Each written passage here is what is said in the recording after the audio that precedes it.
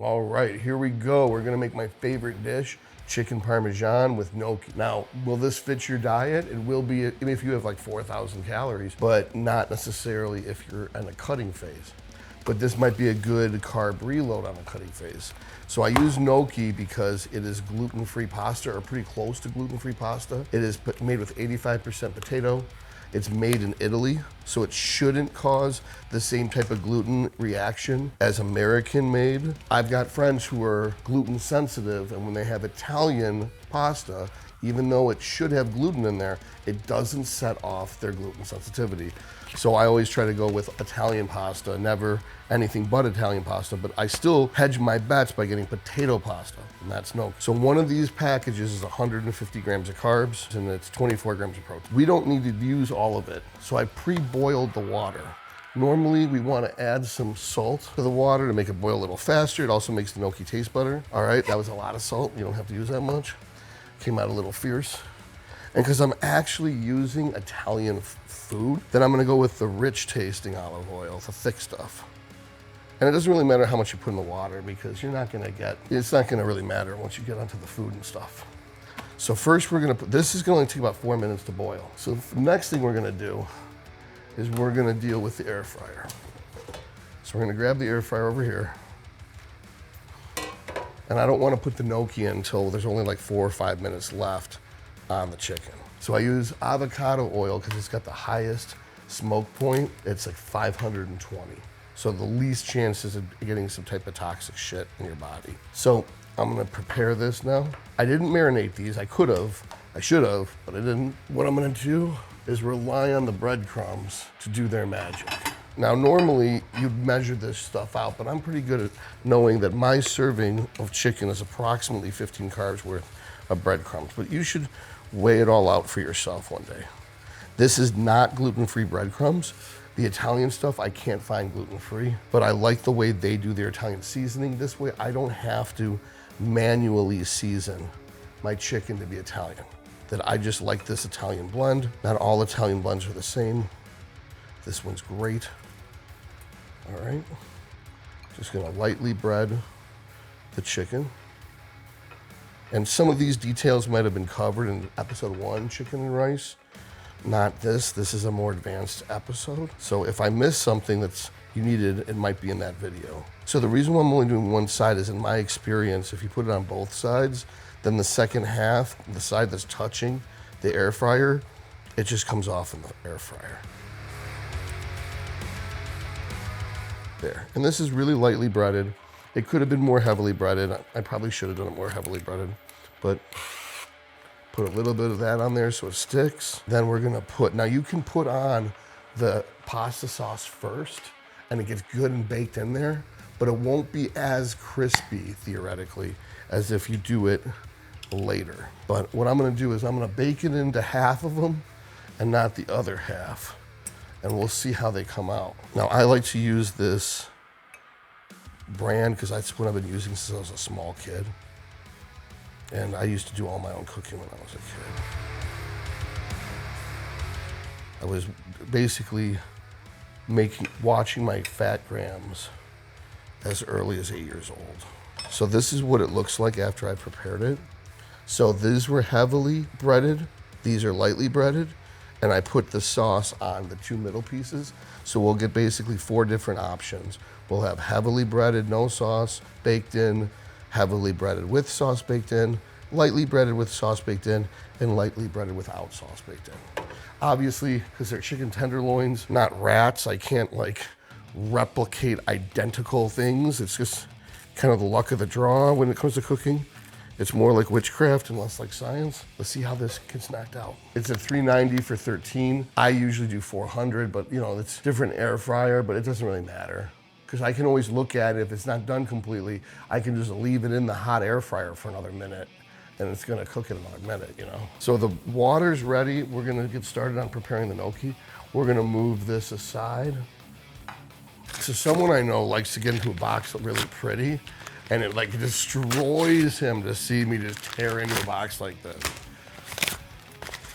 He hates it, but I have to measure as I go, because the way you know the gnocchi's done is it floats. they all float down here. And if you pack it in so dense, it's on the top, how would you know it's floating? So you gotta watch as you go and not overdo it. All right, yeah, it looks like I can get the whole thing in here. So if you come check this out, you can see none of them are floating right now. See how none of them are floating? They're all submerged. The gnocchi will float when it's ready.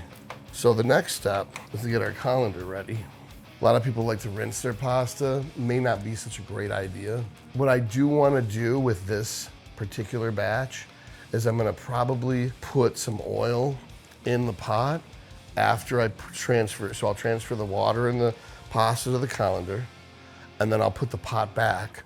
I'll do something to cool it off really quick. If I can, like run some cold water on it, throw some oil in there with some salt. I'll shuffle this around so they don't get stuck from being starchy, and then start to feed them into the pot and then work the oil into them so they don't stick together. Because when gnocchi sticks together, it sucks. It's not nearly, each gnocchi should be its own experience. Think about what kind of animal would have two pieces of sushi at the same time. That's how I would think about someone who ate two pieces of gnocchi at the same time.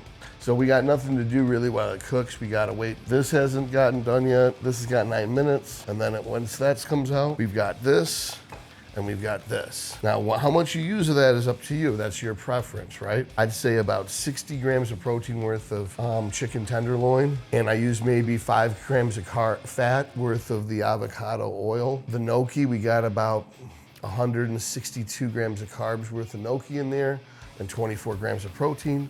The oil is kind of irrelevant. My intention is to put 8 or 9 grams of olive oil into the pot after I cooled it to keep the gnocchi from sticking together. But even if you ate all of this at once, we're looking at 60 plus 24, 84 grams of protein, 160 plus 30, I would say 200 carbs, and then fat. I would say that this whole meal, you're gonna come up with under than 15 grams of fat.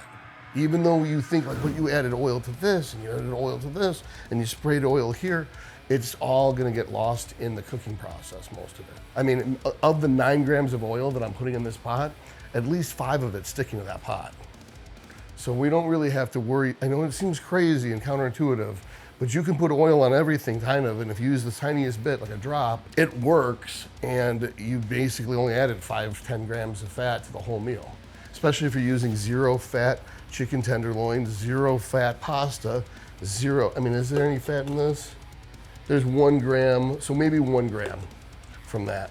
And then this, as much as you want to use. So like if the whole meal is only gonna have like 10-15 grams of fat, and you want to add 5 grams of fat worth of Parmesan cheese to it, like, well, who the fuck cares?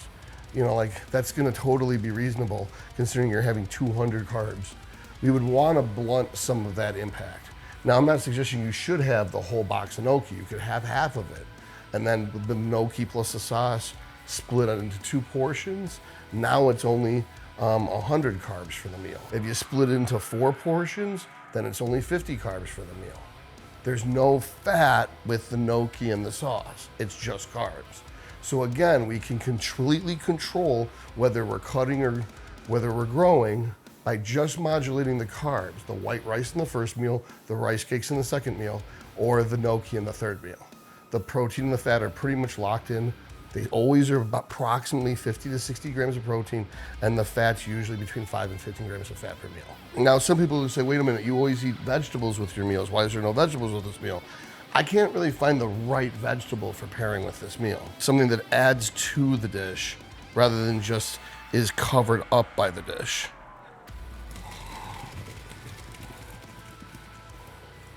Like all my meals that I use peas and carrots, the peas and carrots make the meal better. Just want to cool it off a little bit. Otherwise, we're just going to turn that olive oil into vapor, and that's not a good thing. And we're going to go with the heavy shit because we're doing Italian food. See how much steam's coming off?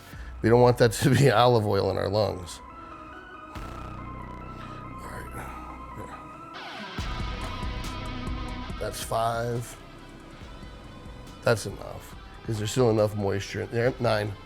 Got it. There we go.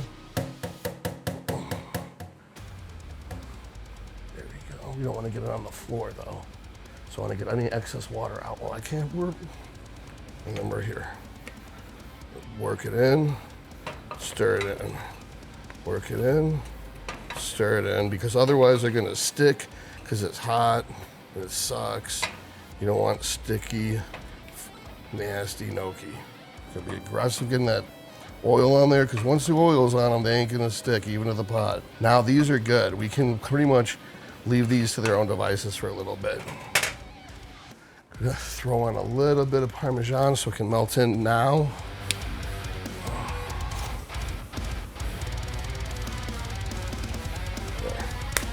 And what are we dealing with? It's 1 gram of fat per 5 grams.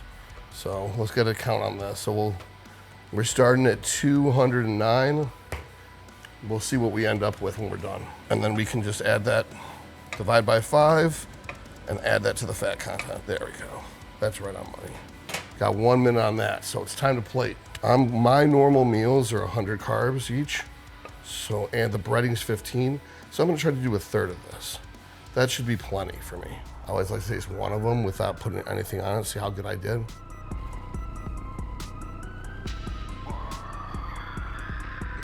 Yeah, I nailed it on this batch. This is fucking awesome. Okay, that's enough. It's really thin, the sauce, so it spreads quick. And you really don't need it at all. If you need sauce on your pasta, you fucked up on the pasta. I like it. Here we go. All right. So we got lightly, let's separate these two. We got lightly breaded with no baked-in sauce. Lightly breaded with baked-in sauce. Heavily breaded without baked-on sauce. And heavily breaded with baked-on sauce. Now, make sure to let it settle for at least a minute, because the breading is there to keep the moisture, which is basically fat and water, trapped in. So you got scalding liquid, magma, inside each one of these little guys. So we don't want to bite in right away. But the curiosity is gonna kill this cat, because I need to see how good that fucking piece looks, because that one's calling to me. It's saying, eat me. I gotta see how good this corner came out. Oh, look at that. Oh, that looks so good.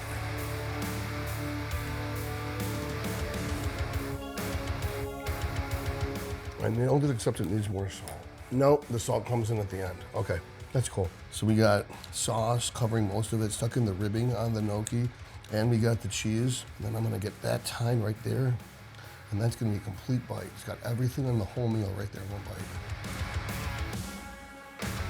This dish would normally be 50 to 100 grams of fat. I pulled it off in like under 10. But I could have made it richer by putting in more fat. We could have used dark meat. That'd have fucked shit up. Could have laid on with the oil thicker, but I got the breading crispiness perfect.